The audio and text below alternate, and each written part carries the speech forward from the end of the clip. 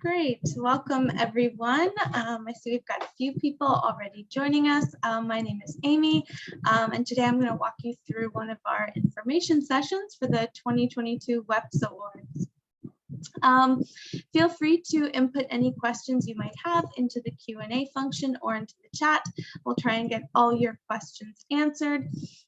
Also, please do let me know in the chat if you're not seeing my screen at any point. I might bounce around a little bit between a few different screens, but I'll go ahead and get us started about a little bit more about the WEPs Awards, how you can apply, answer any and all questions you might have.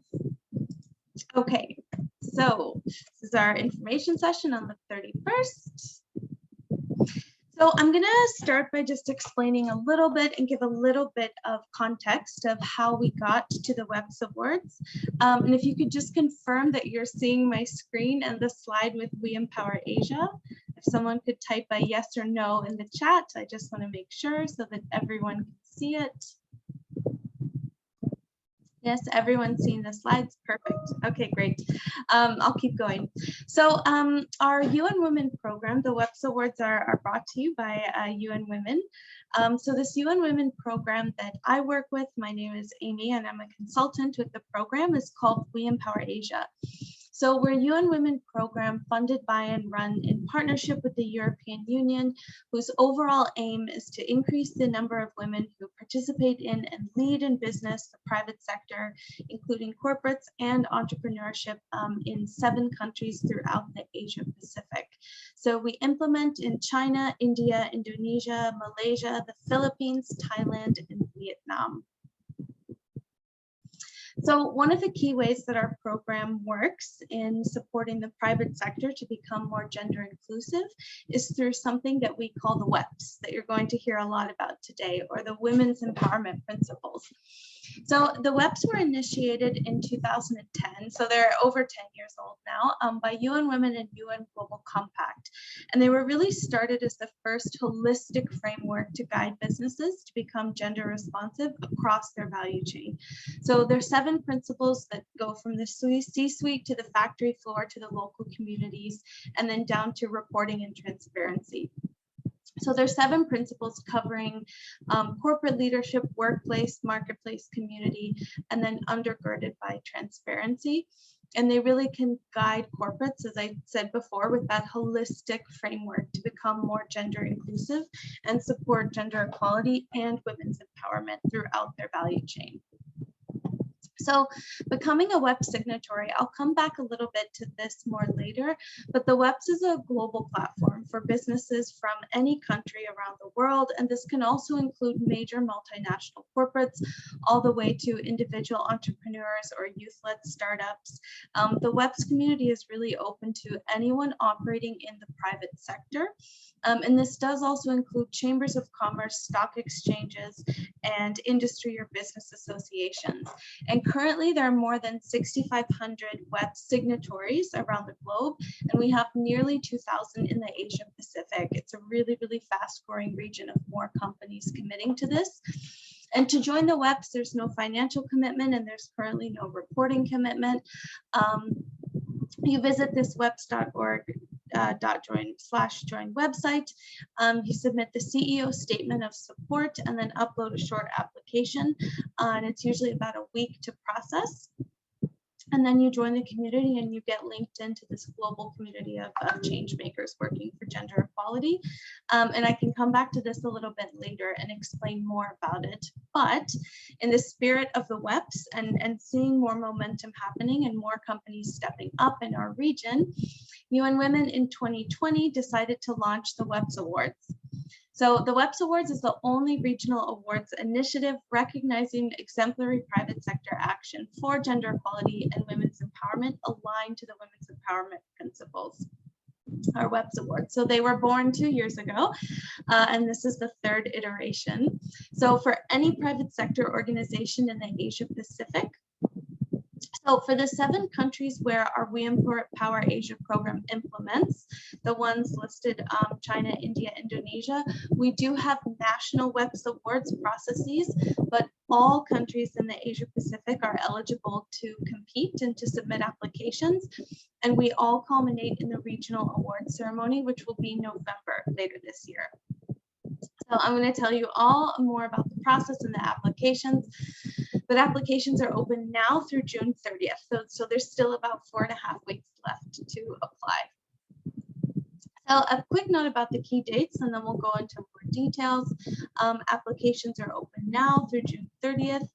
And then by mid-August, the shortlisted applicants will get notified by email.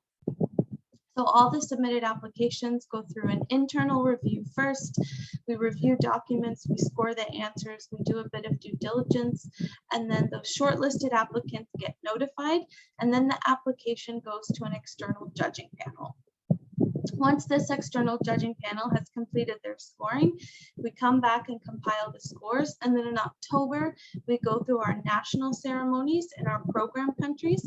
And then this all culminates where we have winners from the national countries and also top applicants from across the region in the big regional ceremony. And it's planned for November 17th. For now, the date is still to be confirmed, but that's what we're hoping for. Okay. So let me introduce a little bit more about the awards categories, what you apply for and what you can get awarded for. So kind of aligned to this value chain idea of the WEPs, we have 6 categories that align to these pillars of the WEPs. So we have leadership commitment, an award for youth leadership, and I'm going to go into these in a little bit more detail in just a second. And then gender inclusive workplace, we go a little bit deeper into the value chain and go into marketplace. And then we have a category on community engagement and partnerships, and a category on transparency and reporting, which we just introduced last year. And one note about the actual awards, for each of these 6 categories, we have a winner, a first runner-up, and a second runner-up that's awarded. And what we also started doing last year that we're keeping this year is an additional 3 Sme Champion Awards.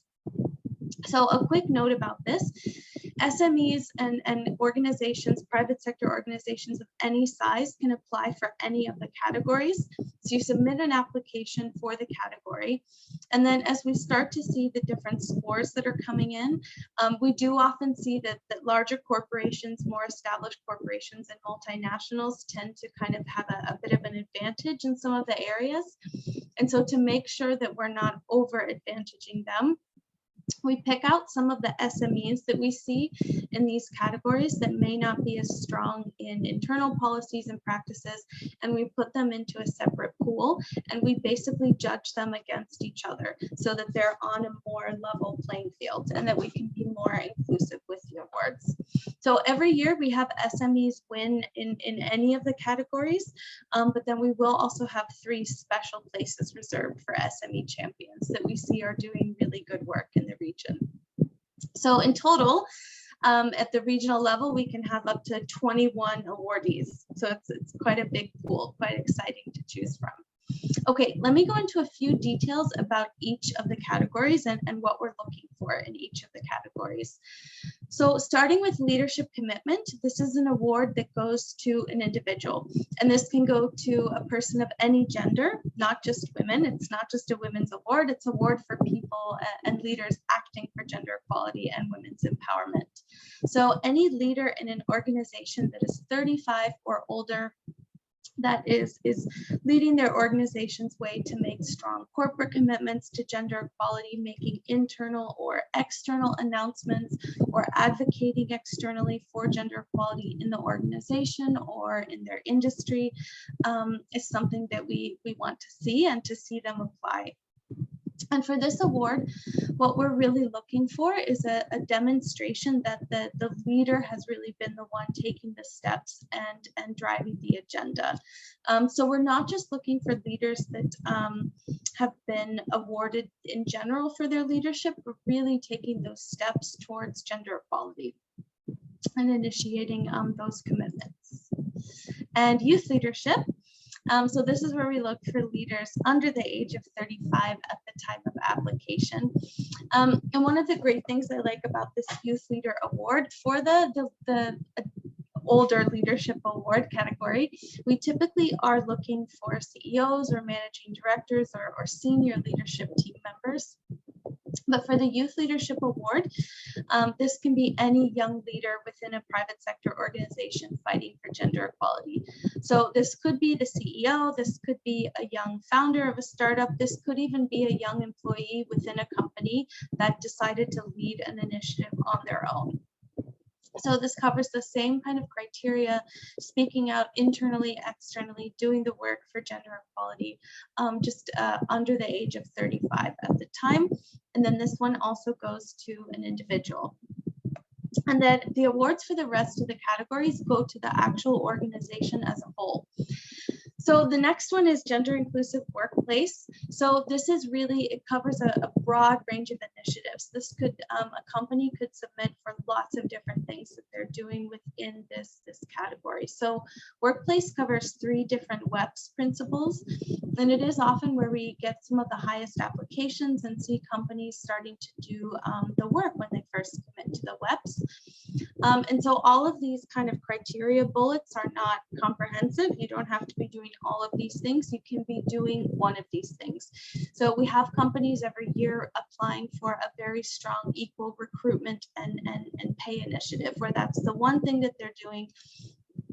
And potentially they start from undertaking a major pay gap analysis within the organization, going through initiating at different levels how they can address it, and then measuring progress a year later to see where they stand on closing the gap. That could be it. It could be enhanced flexible work arrangements following COVID-19, or arrangements to support male and female employees with caregiving or domestic responsibilities at home, especially childcare. This could be guaranteeing the safety and well-being of female and male employees, taking extra steps to make sure they're treated inclusively and equally in a safe environment. And this also covers development and training. This could be mentorship programs to support more women in leadership, or other training opportunities to promote more women in untraditional roles, or roles where they're typically underrepresented within that organization or the industry. So a whole range of initiatives there. And then we move into marketplace, a little bit deeper in the value chain, kind of in the thinking. And this category can be a bit elusive to some companies. I think just like we see a lot of companies joining the WEPs community who are kind of slowly starting to explore how they can engage in their marketplace to make it more gender inclusive. And with this one, I kind of see it in 2 different pillars. So one area is your actual marketing and advertising practices. So are you trying to break down stereotypes in your marketing and advertising? Are you making sure that you're not portraying harmful stereotypes in your marketing practices and your advertising campaigns? So we see a lot of good initiatives on this each year for different products and different campaigns that have been released. And then the other kind of main pillar on this is, are you engaging your marketplace and your suppliers? So this could be companies taking steps to procure from more women-owned businesses or support women-owned businesses in their supplier spending, and also so marketplace. I think I covered the marketing aspect, but then the other aspect of this is going into your marketplace and looking at your supplier diversity. Do you have gender criteria in your supplier codes of conduct? Are you at all tracking your procurement spent on women-owned businesses or also gender responsive suppliers? Are you doing any work to support women entrepreneurs in the value chain, or who might be amongst your suppliers? So again, quite a broad range of initiatives. And then this goes to a company or an organization. Okay, and then the 5th category, community engagement and partnerships. So this can cover kind of classic corporate CSR initiatives, but we really do look for initiatives where corporates have taken that extra step to engage the community or partner with community members, whether that's local CSOs or NGOs or governments or even other corporates, to roll out an initiative in the community that might be supporting community members where they work.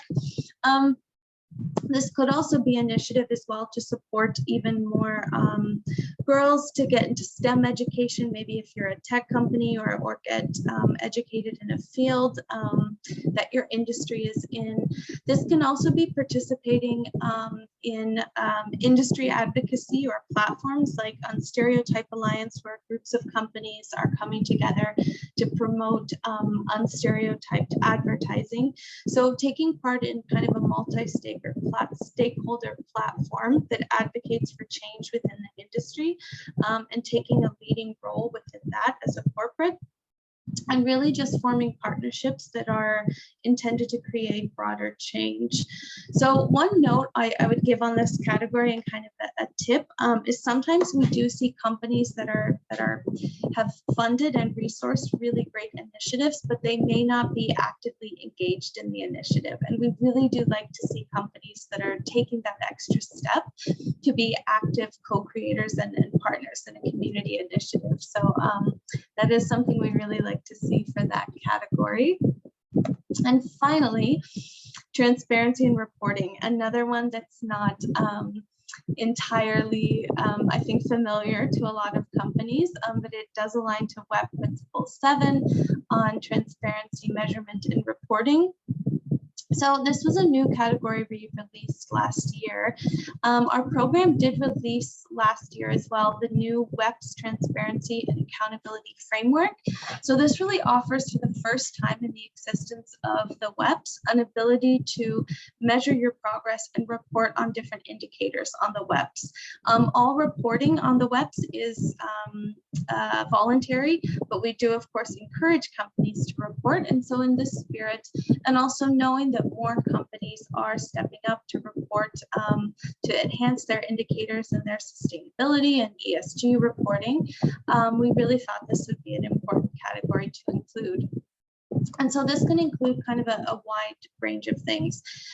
This could include enhanced public reporting of gender data within your company on a range of different indicators. This could also include conducting a company-wide audit or pay gap audit or analysis of certain metrics that are not aligning within the company, and then looking at how you can create an action plan and KPIs, and then track how you're going to create movement across a certain issue. This could also be advocating within the industry to advance public reporting.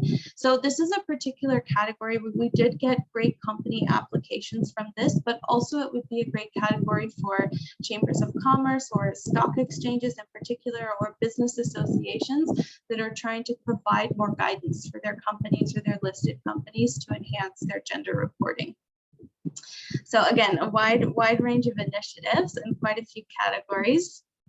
Okay, just so we keep moving along, I'm going to go into eligibility and who can apply for the awards. I've talked a little bit about this already, but I'll just reiterate, it's really for everyone in business. This is for everyone from single entrepreneurs, SMEs, startups, all the way to multinational corporates, large national corporates, stock exchanges, enterprise, social enterprises, industry associations, and chambers of commerce. So it's not eligible for nonprofits or foundations or philanthropies, but most private sector entities it's open to, and also it's open to all countries in the Asia-Pacific. So if you're registered or operating in an Asia-Pacific country, you're eligible to apply. And also for leaders applying for the leadership awards, we accept all nationalities. So if you're a Japanese national and you founded a company in Thailand, you can become the leadership winner for Thailand if your company operates in Thailand. We don't discriminate for the leaders. And another key criteria note is you don't need to be a WEP signatory in order to apply. So if this is the first time you've heard of the WEPs today, or you're really not sure you've done enough on gender, you're feeling unsure, it's totally fine. We really encourage you to apply. It's open to all companies, whether or not they've heard of the WEPs, are WEP signatories or not. In order to be awarded, at the time, if you're shortlisted, you do have to become a signatory. But we really find each year that actually half or more than half of our applicants come to us as non-WEP signatories and then later join our community and enjoy some of the benefits. So this is great news if it's your first time hearing of it. Just a quick note on why applying. Really, the WEPs Awards has really demonstrated to us an incredible ability for companies to demonstrate their leadership on gender equality, whether that's within their industry or within their country or among their peer companies. You build credibility as a company among your stakeholders and your consumers in country and regionally, and helps really fast track your sustainability agenda, and especially for SDG 5 on gender equality. All applicants have access to a self-diagnostic tool. This is open to anyone, whether or not you apply, but we can always support you and walk you through it. You join a global network of nearly 6,500 companies if you become a signatory.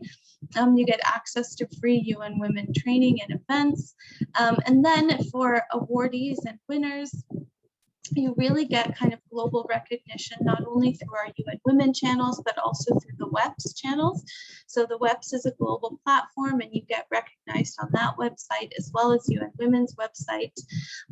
We produce testimonial videos each year of our regional winners and also champions profiles that I'll put in the link a little bit later if you'd like to read some of those. And it's of course beneficial for us because I think we can showcase more of the good work that's being done in the Asia-Pacific, and then we can learn from different companies. But we really have found for a lot of our applicants and awardees that it's really helped them boost their credibility and visibility among their consumers and also among potential partners that they might want to work with.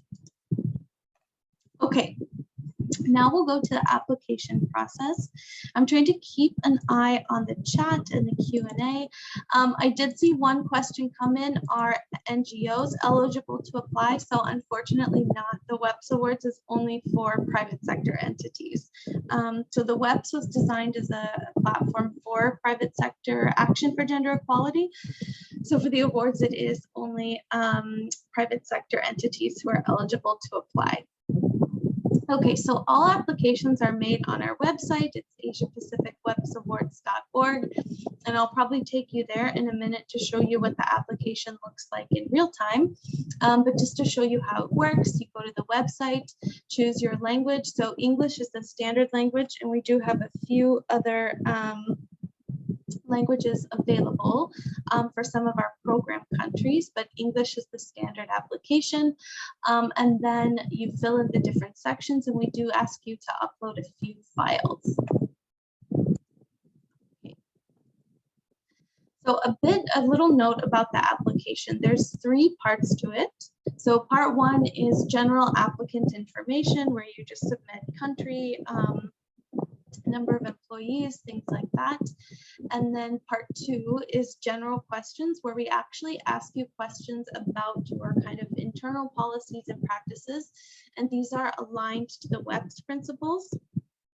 So the tool that I mentioned just a few minutes ago is called the WEPs Gender Gap Analysis Tool. And it's kind of a comprehensive self-assessment that supports companies to see across the 7 WEPs principles where they're doing well, where they have room for improvement, and how to improve. And the part 2 in our application has been loosely designed around those questions, just to make sure that we're assessing the company's internal practices and that we're awarding companies that are really taking some of that work to heart internally. And then part 3 is the open-ended part. And each company can apply for up to 2 categories, where you actually answer the questions on the specific category and what you're doing in your initiative. And for part 2 and part 3, we do ask that you upload some supporting documents to support the answer. And we do also verify that as UN Women. The range of documents available can be quite broad, and if you don't have any, I'm going to show you what to do, how we can work with you so that you're not kind of disqualified or disadvantaged. But we do ask for those supporting documents to kind of verify and show us more about the work that you've done. So I think what I'm going to actually just go ahead and do is stop sharing for a second, and I'm going to go ahead and just take you to the website so I can show you what it looks like live. Okay, let me zoom in here a little bit. This is our WEPs Awards website, and you have all of the information that I've been talking about today about the awards, also about the WEPs. You can also see past judges, our judging panels, who are the final determiners of who the winners are. And then you can also see some of the awardees from 2020 and also from last year. Okay, so we go to the Apply tab. This is where all applications are made. I'm going to choose English. And I'm going to leave a note in just a minute of how you can actually save your application and come back. So I'm going to discard and start over on this application. Okay, so when I first come, it gives me an overview again of all the different categories and just a brief description. And then I'm going to go to part 1. So I answer these general questions, the country that you're applying from. So this is an interesting question. If you're a regional office, especially if you're a multinational, so if you're like a global company like a Unilever, for example, you might be operating in India, or maybe you're the regional office for Asia and the Pacific, and you're located in Singapore. So I would choose Singapore as the company that I'm applying from, and I might just write Unilever Southeast Asia Regional Office, for example. So you can apply as a regional office if you want. You just choose the country that you're located in. And then, when you get to the bottom of the part 1, I'm actually going to choose here the 2 categories that I want to apply for. So I'm going to choose leadership commitment and gender inclusive workplace. And then I will keep going to part 2. So this is where it's going to ask me those questions about my internal policies and practices. And you'll notice something here that it says part 2 is 25% of the total score. So part 2 is 25%, part 3 is 75%. And we do this so that we're still seeing that you have that internal commitment and organization-wide commitment that's reflected in the part 2 responses, but that the majority of the score and the weight goes to your part 3 answer, to what you're doing out there in your initiative. And this is really designed so that we're not overly advantaging the companies that are very well established, older companies, or larger companies that have very well established policies in place.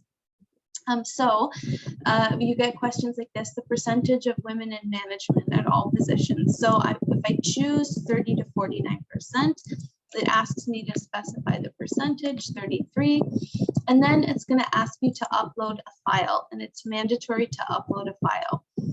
So if you have the organizational chart available, go ahead and upload it. If you don't, if you're a small startup or an SME and you know you've got 10 employees and you don't have an organizational chart, what you can do is write in a Word document. Just explain it to us. We're willing to work with anyone who wants to apply. So explain it to us. We are 8 people. You can write out the names and then upload that Word document and we'll read it. So if you see this part 2 and you think, oh my gosh, you know, we don't have all of this documentation, it's overwhelming, it's okay. We'll work with you to upload what you have. Okay, someone asked a good question on data, and I'll come to that. Yes, I think especially in part 3, but also in part 2. So some of these questions like this: do you have criteria for promotion and selection, hiring, retention, promotion, and training? So we've established for 2 of the processes, 3 of the processes, and then you might upload your file. It could be a PowerPoint or it could be a PDF that explains your process for hiring, retention, and equal recruitment. It goes also through questions like maternity leave, paternity leave, It goes also down into marketplace and supplying from women-owned businesses. And it's fine if you answer no, if that's what you have.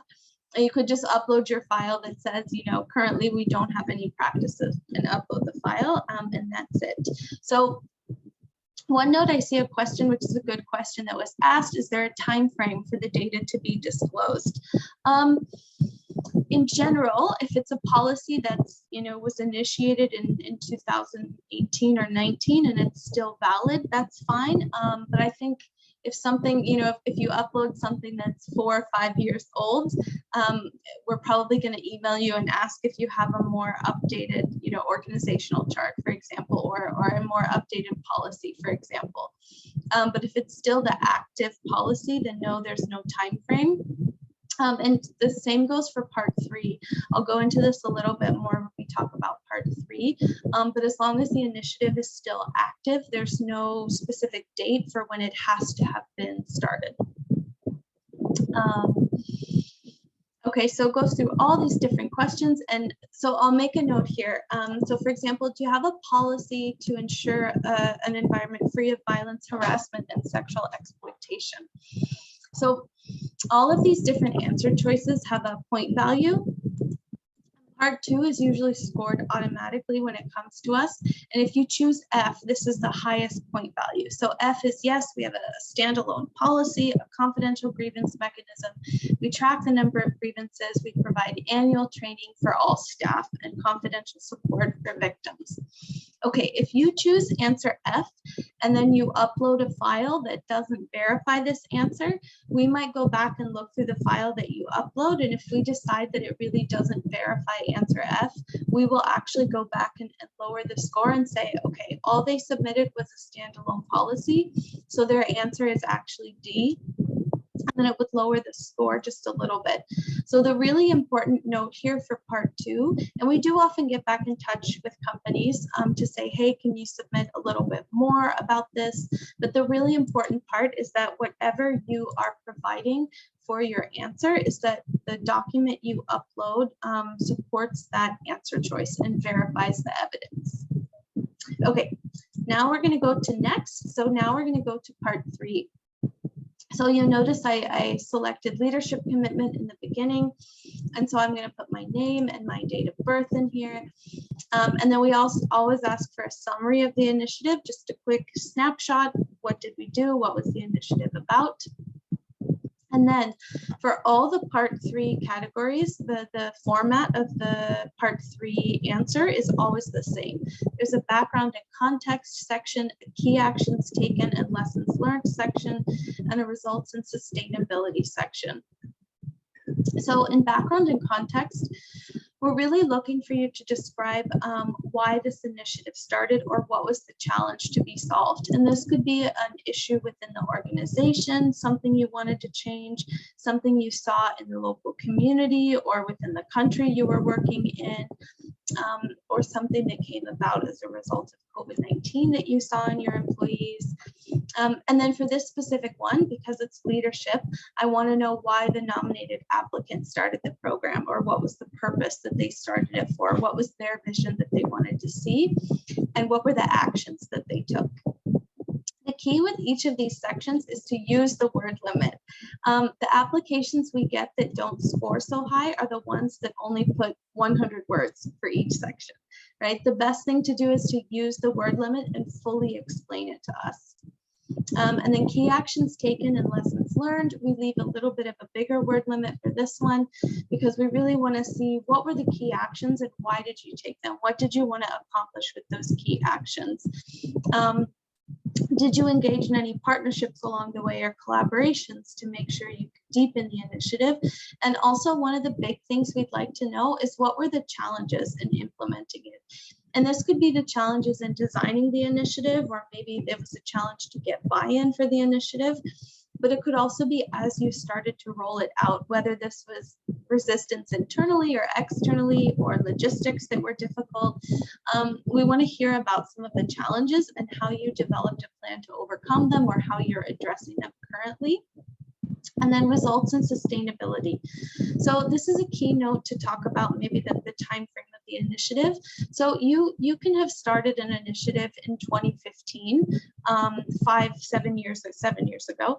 But if it's still active or actively benefiting the target group, that's totally fine. You can still apply with it. If it's something that ended completely in 2018, you haven't done anything more with it, you know, we want to see that you're still making progress or still moving with it.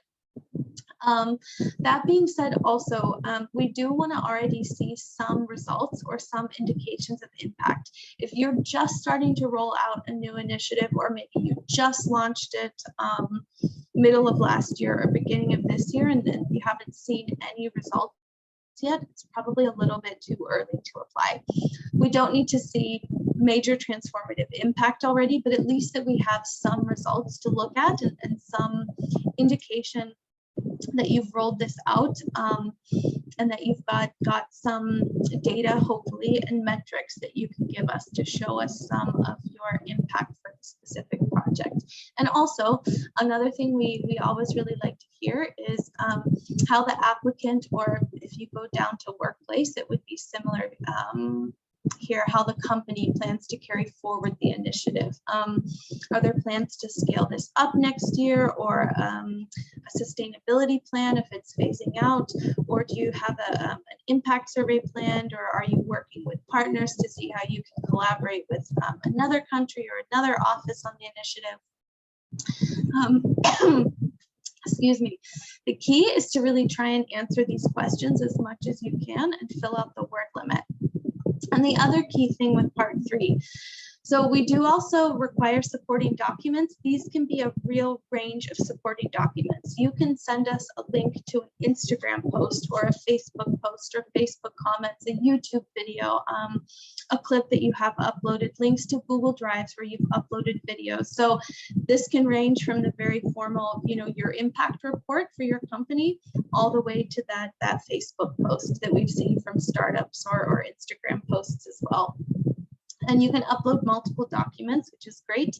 And we really do want to see a range of evidence there. Pictures and videos are more than welcome as well for that part 3. And then when you do go to next, before you submit the form, you do have a small disclaimer on data. So all of your data is protected by UN Women, and the full data set is only used for the screening and the shortlisting of the application. And if you want to save the application, you're not ready to submit it, you can do this at any time. So we use JotForm to process our application. You don't have to create an account. What you can do is skip create an account, and then I'm going to type in my email, and then it's actually going to send me an email of the draft. So you're going to get an email come in from JotForm, and then you can come back at any time and save your draft and then come back to it. So we do actually have on our main apply page, let me go back for a second. We do have an application guidance that just kind of says in word form a lot of the things I just said. And you can also download the application in Excel or Word doc if you want to start working on it offline. Because especially part 2 might cover a few different units, you might need some different units input, so you can always start working on it offline, but you can always save it online and come back to it if you'd like. Okay, let me go back to my PowerPoint quickly. Okay, and I'll have a few more slides and then I'll open it up for questions. I don't want to take up too much more time. Okay, so we went through this application on the website. And then just a note about this again, part 2 is weighted at 25%. So if you're a small organization and you end up answering, no, we don't have this formal policy, no, we don't have this yet, no, we don't have that yet, it's okay. Especially if you're a smaller organization, giving those answers for part 2, we're probably going to put you in the special SME pool. But for other organizations, don't worry, because it's a lower weighted score. The majority of your score will go to that part 3 answer. So what UN Women does is we do the first round of internal shortlisting and review, and then we create the shortlist. And then what we do is with an external jury panel who are all experts in women's economic empowerment and especially gender equality in business, they review the Part 3 scores. So your Part 2 information with your internal policies and practices doesn't go to the external judges. All they see is Part 3, and they are the ones that score the Part 3 application. And then we collect the scores back, we combine all of the different scores, and then we get the final list of awardees, so that we do try and keep it fairly rigorous and objective as much as we can. Okay, let me go through some of the frequently asked questions, just in case we haven't addressed them yet. And then if you have any others, feel free to type them in the chat or the Q&A. And we can make sure we get them answered before we go today. So I think we've gone through application and judging. Yes, and if it's your first time hearing of the WEPs and you think, oh, I've really only done one, initiative, I'm not sure, please do apply. We had a story last year of someone who actually became a regional winner. And when we had one of our briefing meetings, she told me, I really didn't think we were doing enough at all. And the team had to really encourage me and push me to apply. And then she ended up winning. And also, if it helps at all, we never announce who the applicants are. So if you're really kind of hesitant to apply and you're not sure, go ahead. No one will know. We will never announce who the applicants were or weren't. And yes, just to let everyone know, we'll share the recording and the slides after the event. Don't worry. Yes. And we're always available to answer questions as well. So yes, this is, I think, actually a good note. So if you are a multinational, you can apply in multiple country offices. So we have had instances, I think Unilever comes to mind again, where we had Unilever Thailand and Unilever Vietnam awarded for completely different initiatives in different categories. So multinationals can apply from several different country branches as long as it's a different initiative. But you could also apply if you're the Southeast Asia office and you want to apply for things that you've been rolling out in a few different countries. That also works as well. Another question we get often, there's no fee to join the WEPs Awards or the WEPs at all. If you applied or won last year, if you applied, certainly, please do go ahead. You're welcome to submit the same application if you'd like, hopefully with updated results.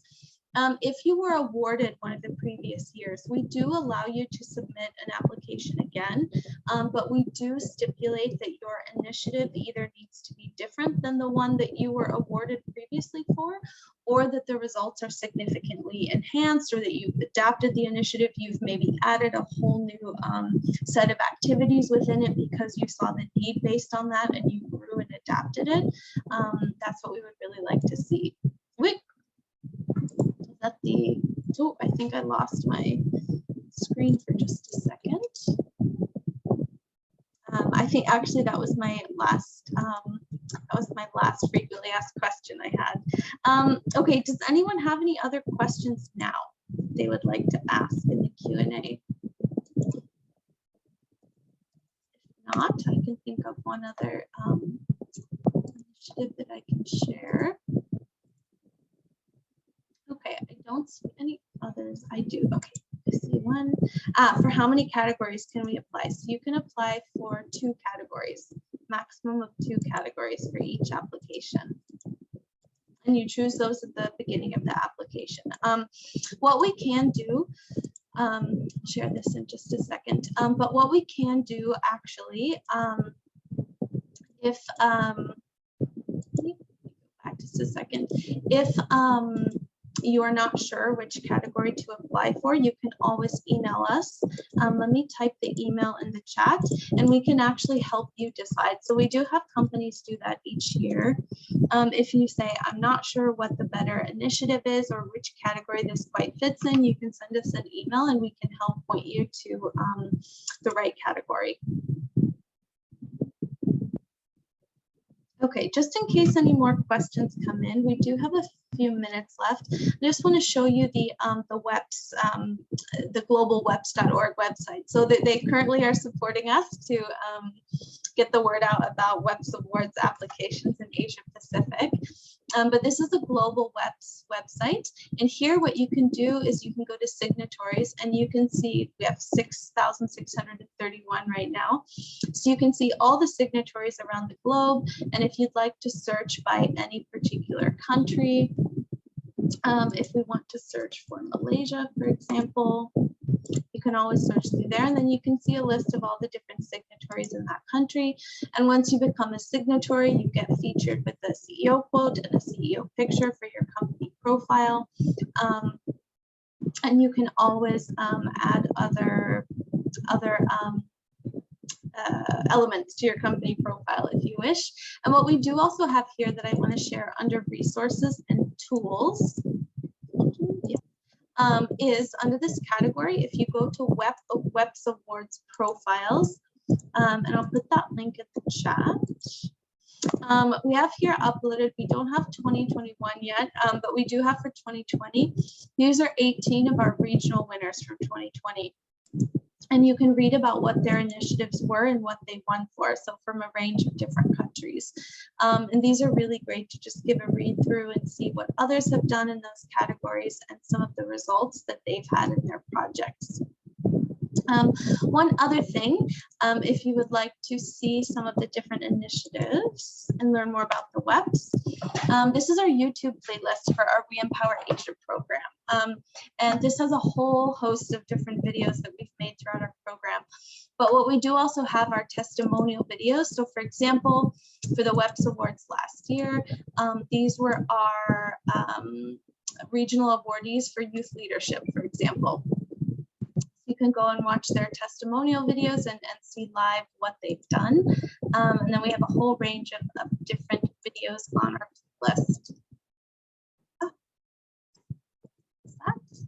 Okay, one other question just that I saw someone asked in the chat. So for the applications, English is the standard application, but for our implementing countries, we do also have the application available in Thai, in Vietnamese, in Bahasa, Indonesia, and also in Chinese. So you can also apply in those languages.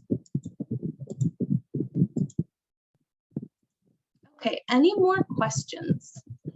I don't want to finish early if we have any more questions, but if we do, I'm happy to stay on the line and answer any more than you might have.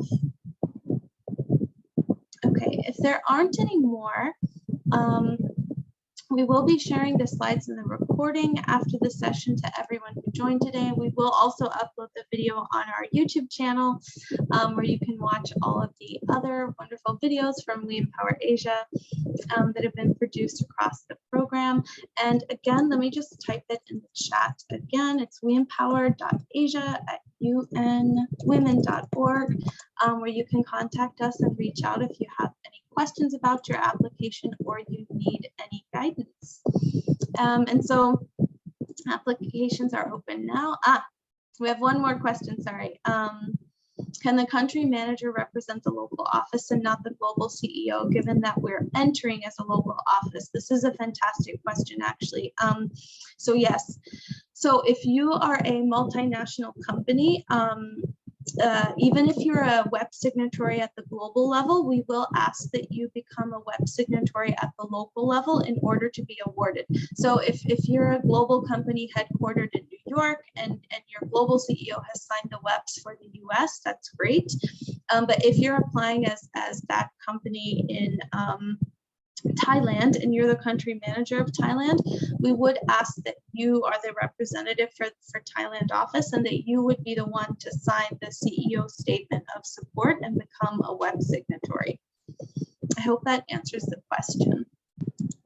So I'll just do a quick note on that since we're still on the line.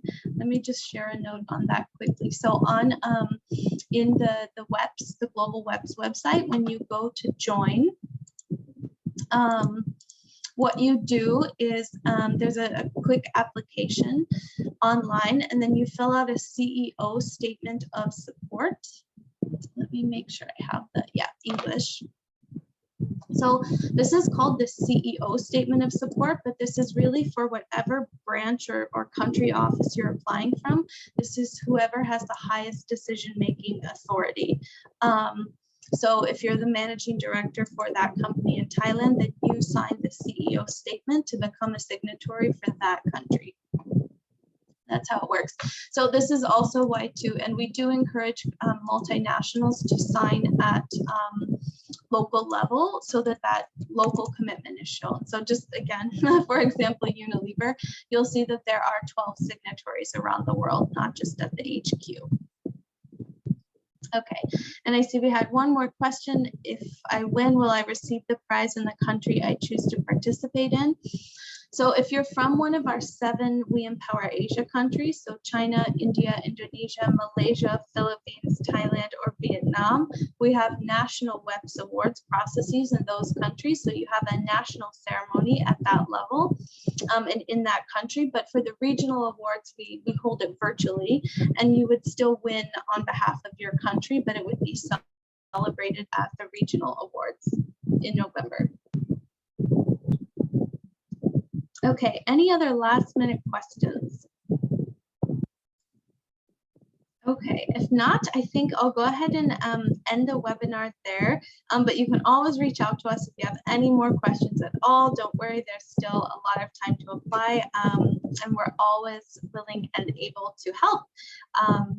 If you would like some support, we really hope that everyone joining us today also submits an application, and we'll be sending around the recording and the slides soon. So thank you so much everyone today for taking the time to join us and also staying through the technical glitch. I think we're all probably used to it in the world of Zoom, but we look forward to receiving your applications soon. Thanks. Bye.